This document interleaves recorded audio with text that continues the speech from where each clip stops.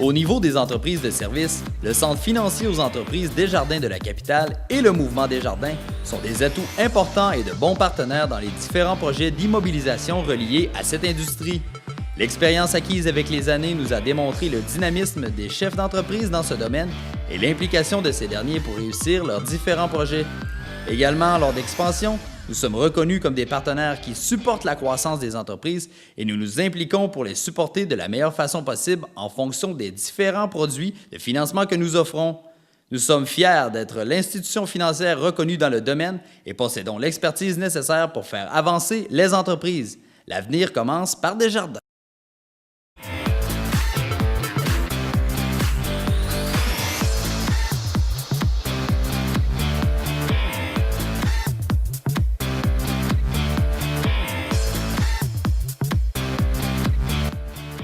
Bonjour, M. Spence. Bonjour Nadine. Comment ça va? Ça va très bien. Ça va bien.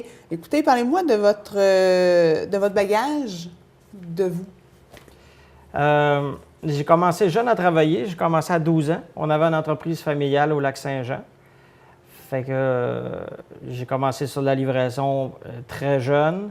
Notre père nous demandait toujours d'être assez exigeant, fait qu'on a travaillé. Ensuite, on est arrivé à l'île d'Orléans en 1994. On a acheté une épicerie qu'on a eue pendant 16 ans.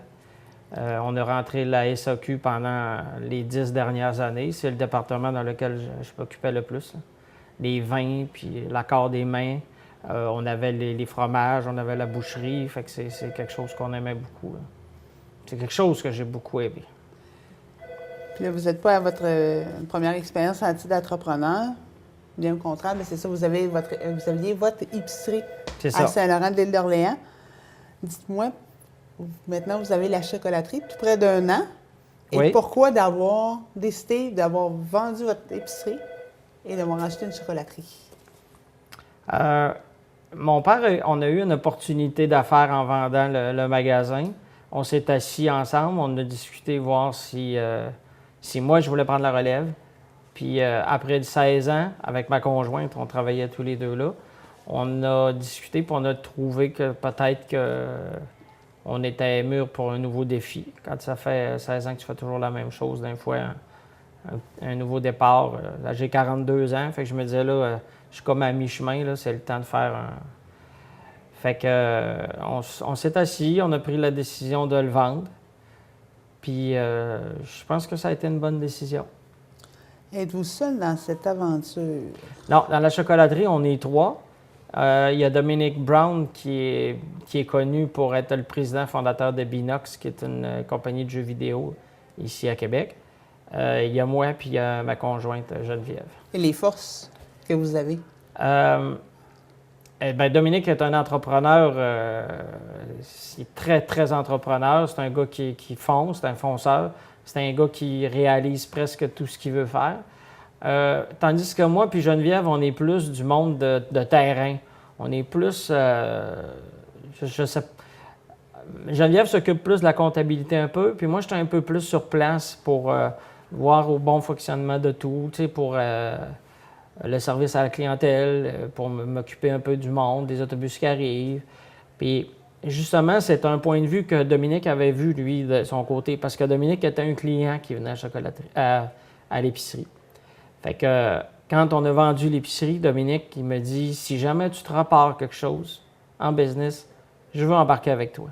Parce que lui voyait de l'autre côté du comptoir comment qu'on était, le dynamisme qu'on avait, puis tout. Tandis que nous autres, on veut pas, on se voit pas, on ne sait pas comment. Fait que après ça, quand on a vendu l'épicerie, 1 an, jour pour jour ou presque, on a acheté la chocolaterie ensemble. La chocolaterie ici est un incontournable sur l'île d'Orléans. Oui. Beaucoup de touristes. Beaucoup de touristes, oui.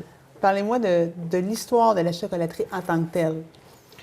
On va fêter le 25e anniversaire de la chocolaterie au mois d'octobre cette année. Fait que c'est quelque chose que durant l'année prochaine, à partir de 2013, là, on veut essayer peut-être de faire des emballages spéciaux pour le 25e anniversaire puis tout ça. Ça a commencé, c'était dans une maison un petit peu plus loin qu'ici. C'est Marcel Laflamme puis Guylaine Chilly qui avait parti ça. Ensuite, ils ont acheté ici et tranquillement, ils ont transféré juste la chocolaterie ici en gardant la manufacture un petit peu plus loin. Puis, en fin de compte, ils ont réussi parce qu'anciennement, ici, il y avait un restaurant à côté. Fait que le restaurant, ils ont pris la place du restaurant où maintenant, il y a un bar laitier avec une sandwicherie, un café-resto. Et tout est rendu ici dans la même bâtisse. C'est une bâtisse. La vieille partie qu'on a ici présentement dans la chocolaterie, ça a 250 ans et plus. Tandis que l'autre côté, environ 150 ans. C'est quand même des bâtisses qui ont de l'âge. Les murs sont assez épais. Ça a de l'histoire.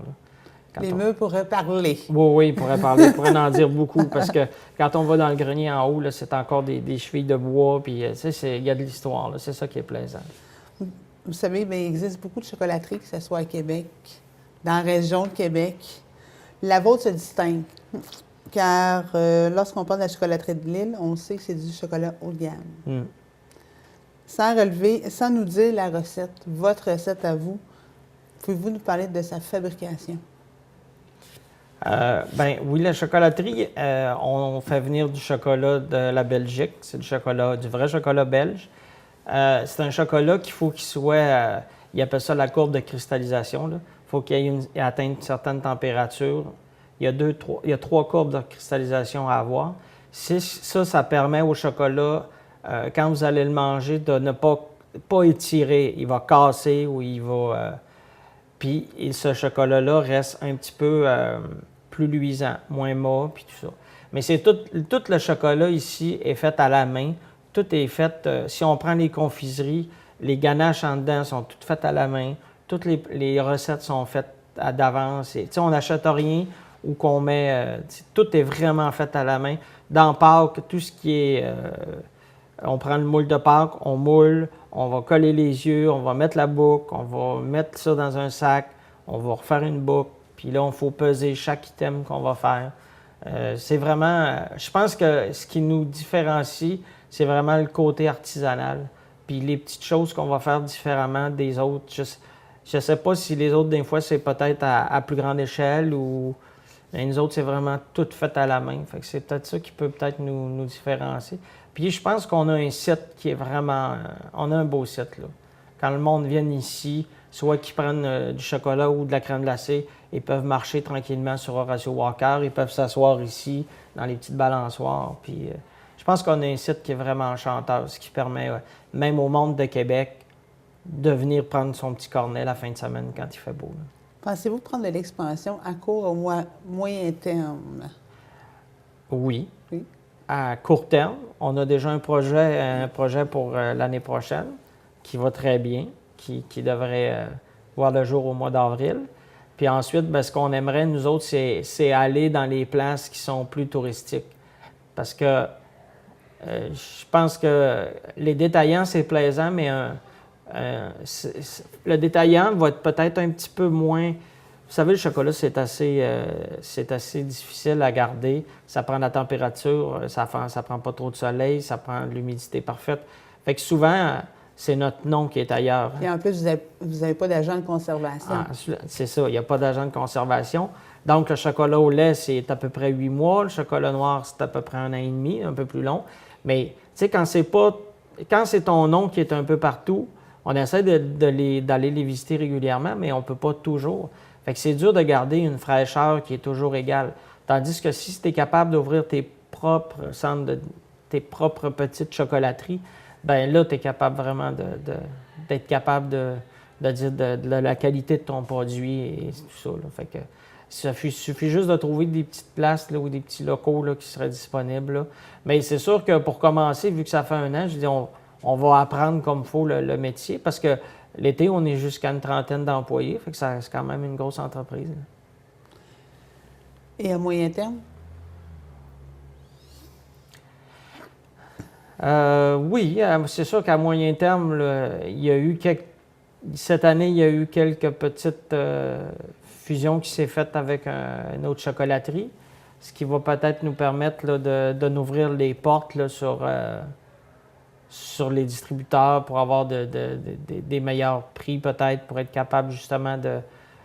Ce qui serait plaisant, ce qu'on voudrait bien, c'est avoir des genres de maîtres chocolatiers qu'on pourrait être capable d'avoir, puis se démarquer en ayant certains montages de chocolat, tu sais, des choses qu'on ne retrouve pas partout, quelque chose qui est pas quelque chose que tu vas vendre à toutes les semaines, là, mais quelque chose que quand tu vas rentrer à quelque part, c'est wow, tu sais, des beaux montages, puis ce qu'on a plus ou moins le temps de faire. Là. Fait que si on était capable de se trouver peut-être un employé ou deux de plus pour faire ces beaux montages-là, parce que vu que Pâques et les autres fêtes tirent beaucoup, là, ça, c'est quelque chose qu'on aimerait beaucoup. Là.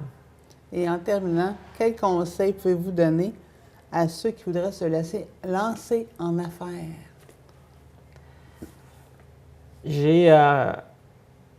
Quand on a acheté la chocolaterie au début, quand on a rencontré Marcel,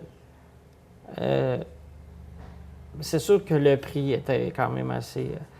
fait que moi, j'ai un petit peu reculé, puis ça me fait peur un peu. Puis Dominique, il me dit, fais-toi-en pas. Il dit, tu vas avoir une chocolaterie, on va avoir une chocolaterie.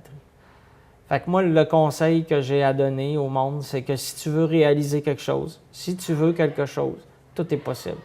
Il suffit juste d'attendre. Des fois, c'est un petit peu plus long. Des fois, si tu ne l'as pas tout de suite. Mais si tu veux quelque chose, tu vas l'avoir. Moi, je voulais avoir une entreprise, travailler avec ma conjointe, puis c'est vraiment quelque chose qu'on voulait parce qu'on a toujours travaillé ensemble. Fait que, puis pour ça, des fois, il faut être patient parce qu'on a attendu presque 9 mois avant de trouver une entreprise qui nous plaisait. Puis moi, je pensais que pour nous, c'était inaccessible. Puis en fin de compte, on a quand même trouvé le moyen de l'acheter. Fait que je pense qu'il faut, si on croit en nos rêves, on va le réaliser. Merci beaucoup. Ça fait un honneur de vous rencontrer aujourd'hui. Bien, merci à vous.